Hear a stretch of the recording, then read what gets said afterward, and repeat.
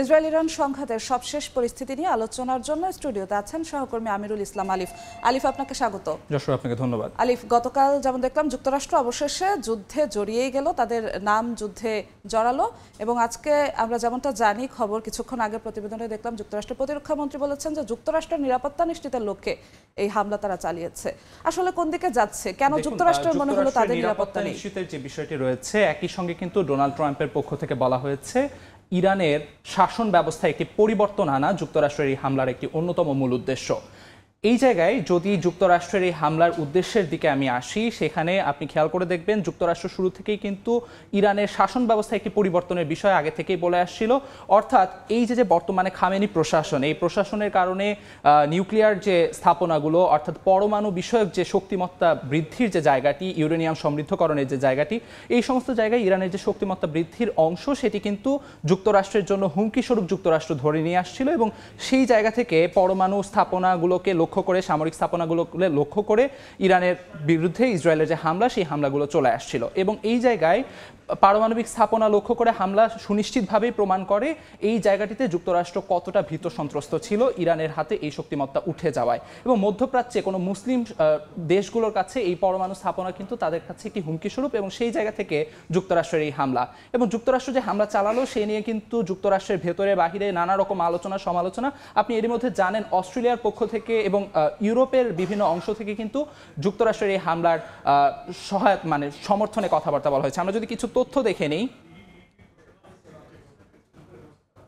যেমনটি বলছিলাম যুক্তরাষ্ট্রের জাতীয় নিরাপত্তা নিশ্চিত করতেই ইরানে হামলা চালানো হয়েছে, এমনটি কিন্তু আমরা প্রতিবেদনেও দেখছিলাম এবং ইরানের সরকার পরিবর্তনের ইঙ্গিত দেওয়া হয়েছে ডোনাল্ড ট্রাম্পের পক্ষ থেকে, যেমনটি আমরা বলছিলাম।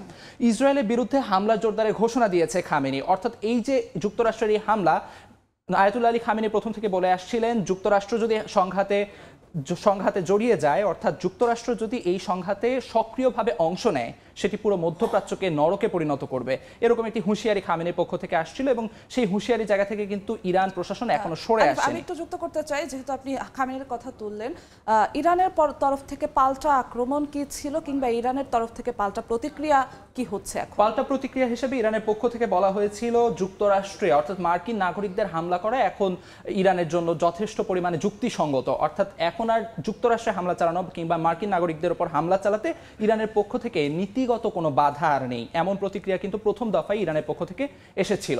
এবং পরবর্তীতে আমি যদি আরও জানিয়ে রাখি, ইরানের পক্ষ থেকে এই যে হামলা, এই হামলার পরবর্তীতে যুক্তরাষ্ট্রের পক্ষ থেকেও কিন্তু সংবাদ সম্মেলন করে জানানো হয়েছে। ডোনাল্ড ট্রাম্প প্রথমে বলেছিলেন এই হামলাই শেষ নয়, হামলা আরও হবে এবং পরবর্তীতে পেন্টাগনের পক্ষ থেকেও সংবাদ সম্মেলনে ঘোষণা ডোনাল্ড ট্রাম্প দিয়েছিলেন এবং পেন্টাগনের পক্ষ থেকে যখন সংবাদ সম্মেলনটি করা হলো, সেই জায়গায় যুক্তরাষ্ট্রের প্রতিরক্ষামন্ত্রী পিট হেগসেথ তিনি কিন্তু একে সাফল্য হিসেবে আখ্যা দিয়েছেন এবং এই যে তার সাফল্যের জায়গাটিতে ডোনাল্ড ট্রাম্প যেমন বলেছিলেন সেই একই সুর মিলিয়ে পিট হেগসেথ কিন্তু বললেন মার্কিন সেনা ছাড়া কারো পক্ষে এইভাবে হামলা চালানোটি আসলে সম্ভব ছিল না এবং আমরা জানি এটি তার এই কথার মধ্যে দিয়েই কিন্তু তিনি এটি প্রকাশ করেছেন এবং একে যে এই যে পিট হেগসেথ যে সাফল্য হিসেবে তুলে ধরলেন, এ নিয়ে যুক্তরাষ্ট্রের ভেতরে বাইরে বিভিন্ন রকম প্রতিক্রিয়া রয়েছে।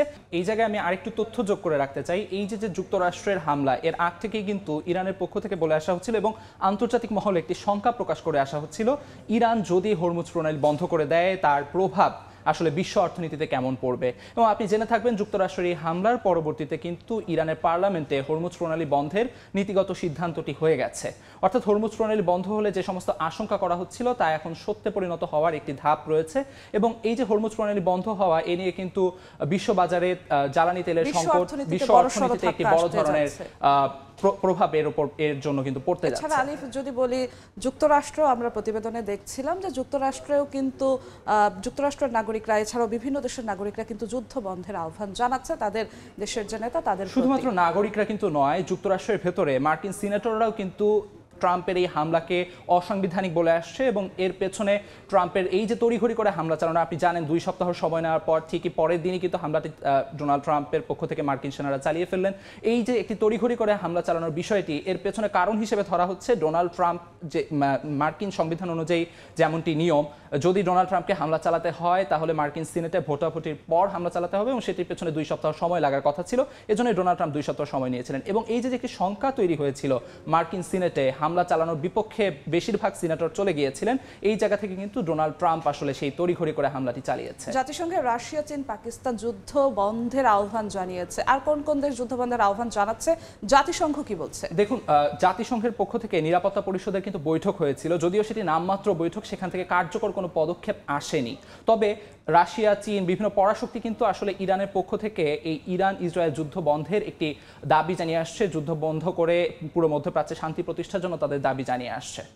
আচ্ছা, আরেকটি বিষয় আরিফ যদি যুক্ত করতে চাই, যে পরমাণু নিয়ে, যেই পরমাণু অস্ত্র নিয়ে আমরা দেখছি যে ট্রাম্পের এত বাগবিতণ্ডা, ইরান এবং ইসরায়েলের এত কথা, সেই পরমাণু অস্ত্র দিয়ে আঘাত বা হামলা এমন কোনো ঘটনা কি ঘটবে, এমন কোনো আভাস মিলছে? দেখুন, পরমাণুর বিষয়টি নিয়ে কিন্তু শুরু থেকে একরকম ধোঁয়াশা ছিল, যেমনটি যুক্তরাষ্ট্রের পক্ষ থেকে দাবি করে আসা হচ্ছিল, ইসরায়েলের পক্ষ থেকে দাবি করে আসা হচ্ছিল ইরান পারমাণবিক শক্তি বৃদ্ধি করছে, কিন্তু পরমাণু সংস্থা থেকে কিন্তু এর কোনো সত্যতা পাওয়া যায়নি। কাজেই কতখানি আসলে হামলা চালানো, পারমাণবিক হামলা চালানো কতটা যুক্তিযুক্ত হবে সেটি আসলে সময়ই বলে দেবে। জি আরিফ, আপনাকে অসংখ্য ধন্যবাদ আমাদের সঙ্গে যুক্ত হওয়ার জন্য।